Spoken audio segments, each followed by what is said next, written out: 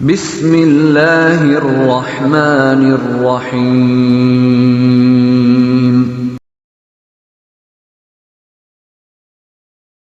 السلام علیکم ورحمۃ اللہ وبرکاتہ۔ الحمد للہ وکفی وسلام علی عباده الذین اصطفى، اما بعد۔ عن سهل بن سعد رضی اللہ عنہ قال قال رسول اللہ صلی اللہ علیہ وسلم لا يزال الناس بخیر ما عجلوا الفطر۔ ناظرین کرام، برادران اسلام، آج کے درس کا موضوع ہے افطار کے احکام و آداب۔ آج کے درس میں افطار کے آداب و احکام کے حوالے سے اختصار کے ساتھ گفتگو کی جائے گی تاکہ ہم اور آپ ان آداب کا لحاظ کر کے سنت کے مطابق افطار کر سکیں۔ نمبر 1، روزے دار کے لیے مسنون و مستحب ہے کہ سورج ڈوبنے کا یقین ہونے کے بعد افطار میں کچھ بھی تاخیر نہ کرے، اس لیے کہ حضرت سہل بن سعد رضی اللہ تعالی عنہ سے مروی ہے کہ اللہ کے رسول صلی اللہ علیہ وسلم نے ارشاد فرمایا لا يزال الناس بخیر ما عجلوا الفطر۔ جب تک لوگ افطار میں جلدی کریں گے وہ برابر خیر و برکت میں رہیں گے۔ یہ بخاری و مسلم کی روایت ہے۔ اسی طریقے سے حضرت عمر رضی اللہ تعالی عنہ سے مروی ہے کہ اللہ کے رسول صلی اللہ علیہ وسلم نے فرمایا اذا اقبل اللیل من ها هنا وادبر النهار من ها هنا وغربت الشمس فقد افطر۔ یعنی جب رات یہاں یعنی مشرق سے ظاہر ہو جائے اور مغرب سے دن رخصت ہو جائے اور سورج غروب ہو جائے تو روزے دار کو افطار کر لینا چاہیے۔ ہمارے یہاں بہت سارے مسلمان احتیاط کے طور پر افطار میں تاخیر کرتے ہیں۔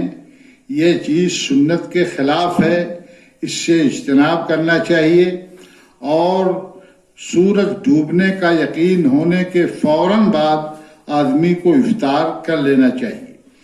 حضرت ابو عطیہ رضی اللہ تعالی عنہ حضرت ابو عطیہ بیان کرتے ہیں کہ حضرت مسروق حضرت عائشہ صدیقہ رضی اللہ تعالی عنہ کی خدمت میں پہنچے اور عرض کیا کہ محمد صلی اللہ علیہ وسلم کے صحابہ میں سے ایک صاحب افطار و نماز دونوں میں جلدی کرتے ہیں، افطار بھی جلدی کرتے ہیں اور مغرب کی نماز بھی جلدی پڑھ لیتے ہیں، جبکہ دوسرے صاحب افطار بھی تاخیر سے کرتے ہیں اور نماز بھی دیر سے پڑھتے ہیں۔ آپ یہ بتائیے کہ ان دونوں صحابہ میں سے کس کا عمل سنت کے مطابق ہے؟ اما حضرت عائشہ صدیقہ رضی اللہ تعالی عنہا نے استفسار فرمایا کہ وہ کون صاحب ہیں جو افطار و نماز دونوں میں جلدی کرتے ہیں؟ تو حضرت مسروق نے فرمایا کہ حضرت عبداللہ بن مسعود رضی اللہ تعالی عنہ۔ حضرت عائشہ صدیقہ رضی اللہ تعالی عنہا نے پھر جواب دیا کہ نبی کریم صلی اللہ علیہ وسلم ایسے ہی کیا کرتے تھے، یعنی آپ افطار و نماز دونوں میں جلدی کرتے تھے۔ افطار اول وقت پر کرتے اور نماز بھی اول وقت پر ادا فرماتے تھے۔ دوسرے صحابی جو افطار میں کچھ تاخیر کر دیا کرتے تھے وہ حضرت ابو موسیٰ اشعری رضی اللہ تعالی عنہ تھے۔ یہ صحیح مسلم کی روایت ہے۔ افطار کے تعلق سے دوسری بات یہ ہے کہ تازہ تاک کھجوروں سے افطار کرنا افضل ہے۔ اگر کھجوریں میسر نہ ہوں تو پانی سے افطار بہتر ہے۔ ویسے کسی بھی حلال اور طیب چیز کو کھا پی کر روزہ افطار کیا جا سکتا ہے۔ حضرت انس رضی اللہ تعالی عنہ سے مروی ہے کہ کان نبی صلی اللہ علیہ وسلم یفطر قبل ان یصلی علی رطبات، کہ اللہ کے رسول صلی اللہ علیہ وسلم نماز مغرب پڑھنے سے پہلے چند رطب کھجوروں سے افطار کیا کرتے تھے. وَإِن لَمْ تَكُنْ رُطَبَاتٌ فَتُمَيْرَاتٌ، اور اگر رطب تازہ پکے ہوئے کھجور دستیاب نہ ہوتے تھے تو خشک کھجور سے افطار کرتے تھے. اور فَإِن لَمْ تَكُنْ تُمَيْرَاتٌ حَسَى حَسَوَاتٍ، اور اگر یہ بھی دستیاب نہیں ہوتے تھے، خشک کھجور بھی موجود نہیں ہوتے تھے، تو اللہ کے نبی صلی اللہ علیہ وسلم چند گھونٹ پانی پی لیا کرتے تھے. ایک اور حدیث ہے، اللہ کے نبی صلی اللہ علیہ وسلم نے ارشاد فرمایا: اذا افطر احدكم فليفطر على تمر فانه بركة فان لم يجد تمرا فالماء فانه طهور. کہ تم میں اگر کوئی آدمی افطار کر رہا ہے تو اسے کھجور سے افطار کرنا چاہیے، اس لیے کہ کھجور برکت ہے، اور اگر اسے کھجور میسر نہ ہو، کھجور نہ مل سکے، تو پانی سے افطار کرے، اس لیے کہ پانی پاک ہے. یہ ابو داؤد اور حاکم کی روایت ہے، صحیح درجے کی روایت ہے. امام ترمذی رحمۃ اللہ علیہ نے اس کو حسن کہا ہے. اس حدیث سے اشارہ ملتا ہے کہ نماز مغرب سے پہلے سورج ڈوبنے کے بعد معمولی چیزیں کھا کر افطار کرے، پھر نماز سے فارغ ہو کر کے کھانا کھائے.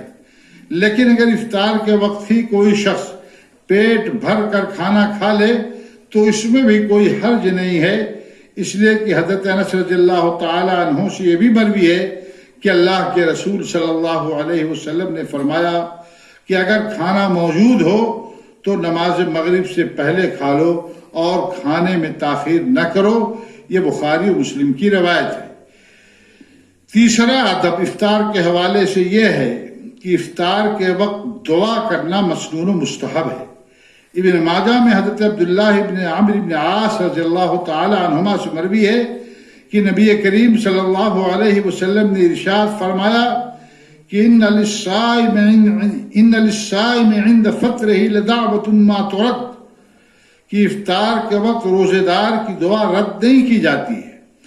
اور سنن ترمذی میں حسن سند کے ساتھ ہے کہ نبی کریم صلی اللہ علیہ وسلم نے فرمایا: ثلاثۃ لا ترد دعوتهم الامام العادل والصائم حتى يفطر ودعوت المظلوم، کہ تین آدمیوں کی دعا رد نہیں کی جاتی ہے. نمبر 1 روزے دار کی دعا یہاں تک کہ وہ افطار کر لے. نمبر 2 انصاف پسند بادشاہ یا امیر کی دعا. اور نمبر 3 مظلوم کی دعا. افطار کے وقت خاص طور سے یہ دعا مسنون ہے. بسم اللہ کہہ کر کے آدمی افطار کرے اور اس کے بعد یہ دعا پڑھے کہ ذهب الظمأ وابتلت العروق وثبت الاجر ان شاء اللہ تعالی. روزے داروں کو افطار کرانے کی بھی بڑی فضیلت ہے، اور حدیث کے مطابق افطار کرانے والے کو روزہ رکھنے والے کے برابر ثواب ملتا ہے، مگر روزے دار کے ثواب میں کمی نہیں آتی، جیسا کہ سنن ترمذی میں اس کی صراحت موجود ہے کہ اللہ کے نبی صلی اللہ علیہ وسلم نے ارشاد فرمایا: من فطر صائما کان له مثل اجرہ غیر ان ينقص من اجر الصائم شیء. اس لیے جو مسلمان یہ سمجھتے ہیں کہ کسی کے یہاں روزہ افطار کرنے سے ان کے ثواب میں کمی واقع ہو جائے گی، ان کی یہ غلط فہمی ہے. اسی لیے بہت سارے مسلمان اپنے دوسرے مسلمان بھائیوں کے یہاں افطار کرنے سے محض اسی بنا پر اعتراض کرتے ہیں کہ اس سے ان کے روزے کا ثواب افطار کرانے والے کو مل جائے گا اور یہ ثواب سے محروم رہیں گے. یہ سراسر غلط فہمی اور دین کی تعلیمات سے بے خبری کی دلیل ہے. اس لیے اگر کوئی مسلمان کسی کو افطار کی دعوت دے اور اس کے ہاں کوئی شرعی رکاوٹ دعوت قبول کرنے کے لیے نہ ہو تو دعوت قبول کرنی چاہیے. کچھ حضرات دینی جذبہ کے بجائے سیاسی مقاصد یا کسی اور غرض کے پیش نظر افطار پارٹیوں کا اہتمام کرتے ہیں، بہتر ہے کہ مسلمان ایسی جگہوں پر افطار کرنے سے اعتراض کریں، اس لیے کہ یہ دینی شعار خالص سیاسی اور دنیاوی رنگ اختیار کر لیتا ہے اور روحانی فضا مادیت کے گرد غبار سے آلودہ ہو جاتی ہے۔ اس لیے مسلمانوں کو نمائشی افطار پارٹیوں سے اجتناب کرنا چاہیے۔ باقی افطار کی اگر کہیں دعوت دی جا رہی ہے دین کی بنیاد پر، اخلاص کی بنیاد پر، تو ایسی افطار پارٹیوں میں شرکت کی اجازت ہے۔ اللہ تعالی ہم سب کو سنت کے مطابق روزہ رکھنے کی، روزہ افطار کرنے کی، دوسروں کو روزہ افطار کرانے کی توفیق عطا فرمائے۔ آمین۔ وآخر دعوانا ان الحمد للہ رب العالمین۔ والسلام علیکم ورحمۃ اللہ وبرکاتہ۔